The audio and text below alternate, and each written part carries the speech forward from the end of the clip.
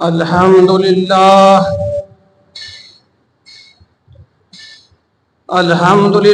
الذي أبدع الأخلاق والأرضين والصلاة والسلام على من كان نبيا وآدم بين الماء والطين وعلى آله وأصحابه وأولياء أمته والشهداء محبته وأهل سنته أجمعين لا نبي بعده ولا رسول بعده وهو خاتم النبيين ورحمة للعالمين أما بعد فأعوذ بالله من الشيطان الرجيم بسم الله الرحمن الرحيم أطيعوا الله وأطيعوا الرسول وأولي الأمر منكم صدق الله مولانا العظيم وصدق رسوله النبي الأمين المتين الكريم ونحن على ذلك لمن الشاهدين والشاكرين والحمد لله رب العالمين درود پاک پڑھی اللہم صلی علی سیدنا نبینا مولانا محمد بارک وسلم صلاۃ و سلام علیک یا رسول اللہ۔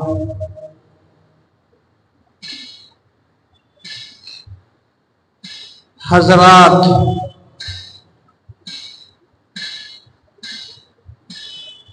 اللہ رب العزت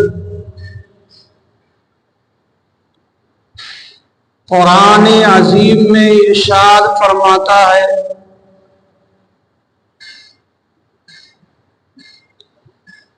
اللہ کی اطاعت کرو،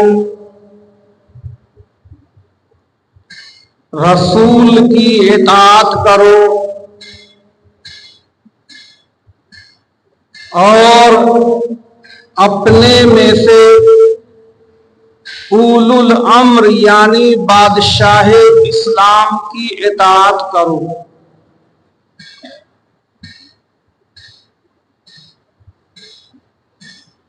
آپ نے محمود غزنوی کا نام سنا ہوگا۔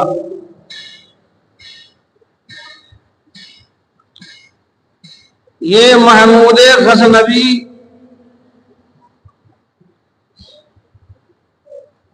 اللہ والوں کے بہت بڑے شہدائی تھے۔ انہیں جہاں جس ولی کے بارے میں خبر ملتی تھی کہ فلاں جگہ ایک ولی رہتا ہے،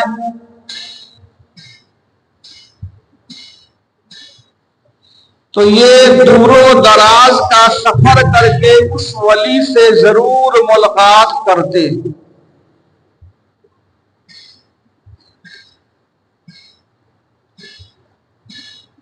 لہذا ایک بار ان کو یہ خبر ملی کہ حضرت خواجہ ابو الحسن رضی اللہ تعالی عنہ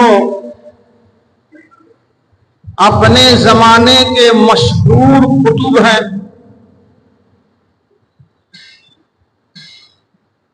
اور آپ کی قطبیت کا ڈنکا ہر چہار جانب بج رہا ہے،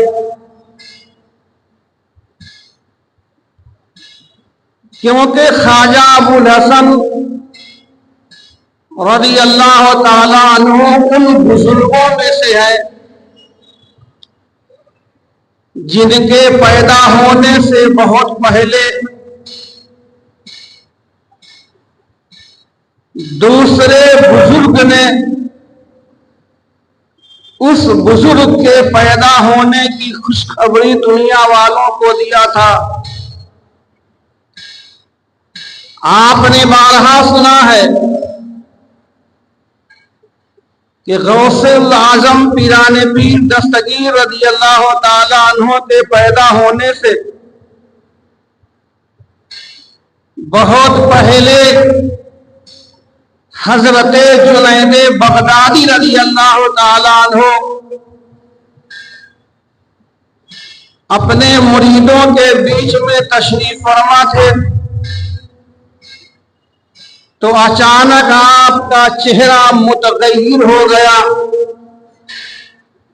اور آپ نے کہا اس کا قدم میری گردن پر ہے، اس کا قدم میری گردن پر ہے۔ ہیبت و جلال کی بنیاد پر لوگ پوچھ نہ سکے کہ کس کا قدم آپ کی گردن پر ہے، مگر دین تاریخ لکھ لیا۔ بعد میں لوگوں نے پوچھا کہ حضور فلاں دن فلاں تاریخ کو آپ ایک بیت کہنے لگے اس کا قدم میری گردن پر ہے، تو میری سمجھ میں یہ نہیں آیا کہ کس کا قدم آپ کی گردن پر ہے۔ تو آپ نے فرمایا کہ میرے بعد بغداد معلی کی سرزمین پر غوث الاعظم پیران پیر شیخ عبد القادر جیلانی نامی ایک بزرگ پیدا ہوں گے جو مشیت الہی کا اشارہ پا کر بغداد کی جامع مسجد کے منبر پر کھڑے ہو کر ارشاد فرمائیں گے کہ میرا قدم تمام اولیاء کی گردنوں پر ہے۔ تو ان کے اعلان کرنے سے پہلے ہی میں نے اپنے سر کو جھکا لیا اور کہا کہ بے شک آپ کا قدم میری گردن پہ ہے۔ تو غوث الاعظم پیران پیر دستگیر رضی اللہ تعالیٰ عنہ کے پیدا ہونے سے پہلے ہی حضرت جنید بغدادی نے دنیا والوں کو بتا دیا تھا کہ بغداد میں ایک ایسا بزرگ پیدا ہوگا۔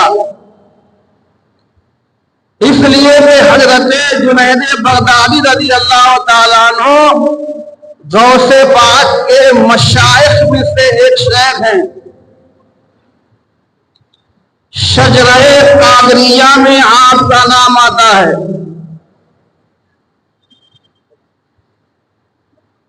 اور حضرت جنید بغدادی رضی اللہ تعالیٰ عنہ اپنے زمانے کے مشہور بزرگ تھے۔ ان کے زمانے میں ایک شخص نے خواب دیکھا کہ میں عرش الہی کو سر پر اٹھائے چل رہا ہوں۔ مسلمانوں کی یہ عادت ہے کہ جب کوئی اچھا خواب دیکھتا تو تعبیر معلوم کرنے کے لیے بے چین ہوتا ہے۔ ادھر ادھر جس پر بھروسہ ہوتا اعتماد ہوگا کہ یہ صحیح تعبیر بتاتا ہے اس سے اپنے خواب کی تعبیر پوچھتا ہے۔ اسی اصول کے مطابق وہ شخص اپنے خواب کی تعبیر ادھر ادھر پوچھنا شروع کیا تو کسی عقل مند انسان نے کہا کہ اے شخص تیرا خواب بڑا اونچا ہے، تعبیر کے لیے اونچی ذات چاہیے۔ ہر شخص سے اپنے خواب کی تعبیر نہ پوچھو، کیونکہ اگر کوئی غلط بات تم سے بیان کر دے گا تو وہی تمہارے ذہن میں بیٹھ جائے گی۔ کہا پھر کہاں جاؤں؟ کہا کہ میں نے سنا ہے کہ بغداد کی سرزمین پر جنید بغدادی رضی اللہ تعالیٰ عنہ ہیں جو خواب کی بہت صحیح تعبیر بیان کرتے ہیں، انہی کے پاس جاؤ۔ یہ شخص سفر کرتا ہوا بغداد شریف پہنچا تو دیکھا کہ شہر بغداد کی ساری دکانیں بند ہیں اور ہر روڈ پر سناٹے کا عالم ہے. کسی سے پوچھا کہ کیا معاملہ ہے؟ ساری دکانیں بند ہیں، روڈ پر سناٹا ہے. تو جواب دینے والوں نے جواب دیا، لگتا ہے کہ تو باہر سے آنے والا مسافر ہے. کہا ہاں میں یہاں کا نہیں ہوں، پردیسی ہوں. کہا کیا تجھے معلوم نہیں کہ وقت کے ولی کامل جنید بغدادی کا انتقال ہو گیا ہے، اسی لیے آج ساری دکانیں بند ہیں. یہ شخص سینے پر ہاتھ مارا اور کہا ہائے، میں تو انہی سے خواب کی تعبیر پوچھنے کے لیے حاضر ہوا تھا اور میرے آنے سے پہلے وہ وصال فرما گئے. اس کے دل نے کہا خواب کی تعبیر تو پوچھ نہ پائے، لیکن یہی تمہاری خوش نصیبی کم نہیں ہوگی کہ تم ان کے جنازے میں شامل ہو جاؤ. لہذا یہ شخص سراپا انتظار بن کے ایک چوراہے پہ کھڑا رہا کہ بھیڑ بھاڑ کے ساتھ حضرت جنید بغدادی رضی اللہ تعالیٰ عنہ کا جنازہ سامنے آیا. ہمت کر کے آگے بڑھا کہ جنازے کو کاندھا دوں، لیکن کاندھا نہ دے سکا تو سوچا کہ کم سے کم ڈولے کے نیچے چلے جاتا ہوں اور ڈولے کے نیچے تھوڑی دیر چل کر نکل جاؤں گا. گھس گیا اندر.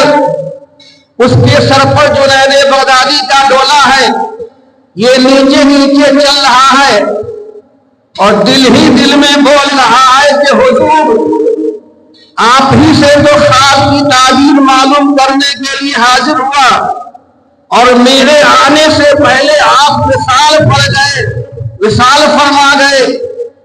یہ جیسے ہی کہا تو اس کے کانوں میں مدھم سی آواز آئی، اے شخص یہی تو میرے خواب کی تعبیر ہے. تعبیر معلوم کرنے کے بعد پھر تعبیر معلوم کرنا چاہتے ہو؟ تمہارے سر پر جنید بغدادی کا جنازہ نہیں، گویا کہ عرش خدا ہے. کیا تجھے معلوم نہیں کہ میرے نبی نے ارشاد فرمایا قلب المومن عرش اللہ، مومن کا دل، مومن کا قلب اللہ کا عرش ہوتا ہے. تو یہی تمہارے خواب کی تعبیر ہے کہ تمہارے سر پر جنید کا جنازہ نہیں، عرش الہی کو تم اٹھائے ہوئے چل رہے ہو. یہ ہے جنید بغدادی. تو جیسے جنید بغدادی نے اپنے زمانے میں غوث پاک کی خبر دی، ویسے ہی بایزید بستامی رضی اللہ تعالیٰ عنہ کا گزر ایک راستے سے ہو رہا تھا کہ جس شہر خرقان میں ابو الحسن پیدا ہوئے اس کی جانب منہ کر کے کھڑے ہو گئے. کب؟ ابو الحسن رضی اللہ تعالیٰ عنہ کے پیدا ہونے سے 40 سال پہلے. اور سانس تیزی کے ساتھ اوپر نیچے لینے لگے. لوگوں نے عرض کیا حضور یہ کیا معاملہ ہے؟ آپ نے کہا کہ آج سے 40 سال کے بعد ادھر ایک شہر یار پیدا ہوگا جو میرا بہت بڑا شیدائی ہوگا. یہی نہیں، پیدا ہونے والا ابھی ماں کے پیٹ میں بھی نہیں ہے، اور اللہ کا ولی بایزید بستامی سر سے لے کر پاؤں تک ابو الحسن خرقانی کی پوری حیت بیان کر دی. چہرہ ایسا ہوگا، ناک ایسی ہوگی، ہونٹ ایسے ہوں گے، داڑھی کا یہ عالم ہوگا، ہاتھ کا یہ عالم ہوگا، انگلی ایسی ہوگی، ناخن ایسے ہوں گے، پاؤں ایسے ہوں گے، پوری حیت بیان کر دی۔ اور ٹھیک بایزید بستامی کے پردہ فرمانے کے 40 سال کے بعد خواجہ ابوالحسن خرقانی رضی اللہ تعالیٰ عنہ پیدا ہوئے، جو اپنے وقت کے مشہور و معروف بزرگ تھے، اور ایسے ہی پیدا ہوئے جیسا کہ بایزید بستامی نے ان کی حیت کو بیان کر دیا تھا۔ خواجہ ابوالحسن خرقانی کی بزرگیت کا یہ عالم ہے کہ آپ کا ذریعہ معاش اپنے ہاتھ کی کمائی تھی، یعنی آپ روزانہ گھر سے اٹھ کر صبح سویرے جنگل جاتے اور جنگل سے لکڑیاں توڑ کر شہر میں لا کر فروخت کرتے، اور اسی سے آپ کے گھر کا خرچ چلتا۔ لیکن آپ کی بزرگی کا یہ عالم ہے کہ جب جنگل میں لکڑی توڑ کر اس کو باندھ کر جیسے ہی اپنے سر پر اٹھانا چاہتے تھے کہ ویسے ہی جنگل کا ایک شیر وہاں آ کر کھڑا ہو جاتا تھا اور پیٹھ ہلا ہلا کر اشارہ کرتا تھا کہ آپ اپنے سر پہ نہ اٹھاؤ، میرے پیٹھ پر ڈال دو۔ تو حضرت ابوالحسن رضی اللہ تعالیٰ عنہ لکڑی شیر کے پیٹھ پر ڈال دیتے، آگے آگے شیر لکڑی لے کے چلتا، پیچھے پیچھے آپ چلتے۔ پھر جب آپ شہر میں لکڑی بیچنے کی جگہ پر پہنچ جاتے تو شیر وہاں لکڑی رکھ کر کے روزانہ وہاں سے واپس ہو جایا کرتا تھا۔ یہ ہے ابوالحسن خرقانی۔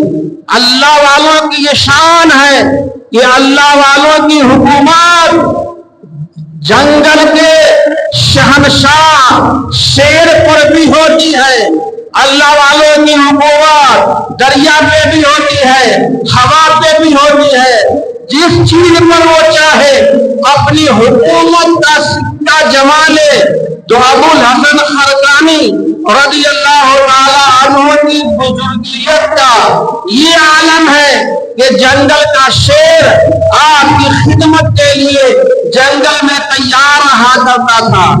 محمود غزنوی رضی اللہ تعالیٰ عنہ کو یہ خبر ملی کہ ابوالحسن اپنے وقت کے بہت بڑے بزرگ ہیں، لہذا آپ ان سے ملنے کے لیے چلے، لیکن اکیلے نہیں بلکہ جیسے بادشاہوں کے سفر کا انداز ہوتا ہے، اپنے ساتھ لشکر کو لے کر، آدمی کو لے کر اور سواری کے جانوروں کو لے کر کے خواجہ ابوالحسن رضی اللہ تعالیٰ عنہ سے ملنے کے لیے ان کے شہر کی جانب چلے۔ جب ان کے شہر سے قریب ہو گئے تو شہر سے باہر ہی خیمہ ڈالا اور قاصد کو بھیجا کہ جا کے ابوالحسن خرقانی سے کہہ دینا کہ محمود غزنوی ملنے کے لیے آیا ہے۔ محمود غزنوی نے اپنے دل میں خیال کیا کہ میرا نام سن کر وہ اپنی خانقاہ سے نکل کر شہر سے باہر ہم سے ملنے کے لیے آئیں گے، لیکن اللہ والوں کی شان یہ ہوتی ہے کہ جو اللہ کا ولی ہوتا ہے، اللہ کا محبوب ہوتا ہے، اللہ کا مقرب بندہ ہوتا ہے، جس کو اللہ اپنا ولی بنا لیتا ہے، اس کے دل میں ذرہ برابر نہ بادشاہوں کا خوف ہوتا ہے، نہ درندوں کا خوف ہوتا ہے، نہ حکمرانوں کا خوف ہوتا ہے، نہ ظالموں کا خوف ہوتا ہے۔ جیسے ہی محمود غزنوی کا قاصد پہنچا اور کہا کہ حضور محمود غزنوی آپ سے ملنے کے لیے آیا ہے اور محمود غزنوی نے کہا ہے کہ انہیں یہ آیت قرآن کی پڑھ کے سنا دینا، اطیعوا اللہ واطیعوا الرسول واولی الامر منکم، اللہ کی بات مانو، رسول کی بات مانو، اپنے میں سے بادشاہی اسلام کی بات مانو۔ یہ آیت سن کر کے خواجہ ابو الحسن نے یہ جواب دیا کہ قرآن کی یہ آیت حق ہے، لیکن میں اطیعوا اللہ کے بعد ابھی اطیعوا الرسول ہی کی منزل میں ہوں، کما حق ہوں، اطیعوا الرسول ہی پر میرا عمل نہیں ہوا ہے تو پھر میں اولو الامر کی بات کیسے کروں؟ لہذا آپ ان سے ملنے کے لیے انکار کر دیا۔ آخر پہنچا، کہا کہ محمود غزنوی سنیے، ابو الحسن خلقانی نے کہا ہے کہ میں ابھی اطیعوا الرسول ہی کی منزل میں ہوں، اس لیے اولی الامر کی اطاعت ابھی نہیں کر سکتا۔ کہا ٹھیک ہے، چلو ہم خود ہی چل کے مل کے آتے ہیں۔ جب خود ہی آپ کی خانقاہ تک آیا تو خانقاہ تک آنے کے بعد محمود غزنوی کو تحفہ کے طور پر ابو الحسن خلقانی نے کھانے کے لیے جو سوکھی روٹی دیا۔ محمود غزنوی کی نظر بادشاہی پر بھی ہے اور سوکھی ہوئی روٹی پر ہے، لیکن سوکھی ہوئی روٹی کو نہیں دیکھ رہے ہیں، دینے والے کو دیکھ رہے ہیں کہ دینے والا کون ہے، اور کسی طرح سے بمشکل اس سوکھی ہوئی روٹی کو کھایا۔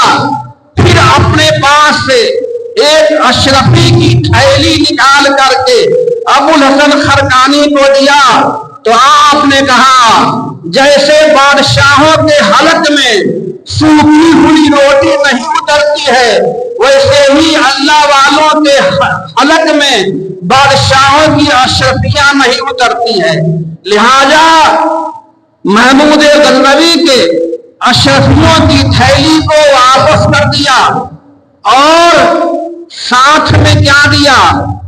اپنا ایک پھٹا پرانا کرتا۔ محمود غزنوی نے اس کرتا کو آنکھوں سے لگایا اور اپنے پاس رکھ لیا اور سلام کر کے وہاں سے واپس آ گیا۔ تاریخ ہندوستان پڑھیے کہ ہندوستان میں جن بادشاہوں نے فتح کے لیے حملہ کیا ہے ان میں سے ایک محمود غزنوی کا نام بھی ہے۔ محمود غزنوی کئی مرتبہ ہندوستان پر حملہ کیے، ہر مرتبہ ناکامیاب رہے۔ اخیر مرتبہ جب سومناتھ پر وہ حملہ کر رہے تھے تو فوج کو لڑنے کے لیے بھیج دیا اور خود خیمے میں آ کے بیٹھ گیا۔ کہا کہ اب تقدیر اور تدبیر کے ساتھ ساتھ دعا کی بھی ضرورت ہے، لہذا خیمہ میں بیٹھ گئے اور خواجہ ابو الحسن رضی اللہ تعالیٰ عنہ نے اس کرتا کو نکالا جو انہوں نے دیا تھا اور کرتا کو سامنے رکھ کر اپنے ہاتھوں کو معبود حقیقی کی بارگاہ میں اٹھایا، آنکھوں سے آنسوؤں پہ قطرات چھلکے اور رو رو کر دعا کیا، مولا میں نے کئی مرتبہ حملہ کیا، ہر مرتبہ زیر ہو گیا، کامیابی نہیں ملی، اب کی مرتبہ وہ کرتا جو میرے سامنے ہے ابو الحسن خلقانی کا، اس کرتا والے کی ذات کو وسیلہ بنا کر میں تیری بارگاہ میں دعا کر رہا ہوں۔ مالک و مولا ابو الحسن رضی اللہ تعالیٰ عنہ کے صدقے میں، ان کے وسیلے سے، ان کے توسط سے ہماری دعا قبول کر لے اور تو فتح کا فرما۔ جیسے ہی ابو الحسن کو دعا میں وسیلہ بنایا، دعا قبول ہو گئی اور فتح کا جھنڈا لگا گیا۔ اسی لیے لوگ مزارات پر جا کر اولیاء اللہ کو وسیلہ بناتے ہیں، اللہ تعالیٰ اولیاء اللہ کے مزارات پر جا کر وسیلہ بنانے کی توفیق عطا فرمائے۔ والسلام علی من اتبع الہدی۔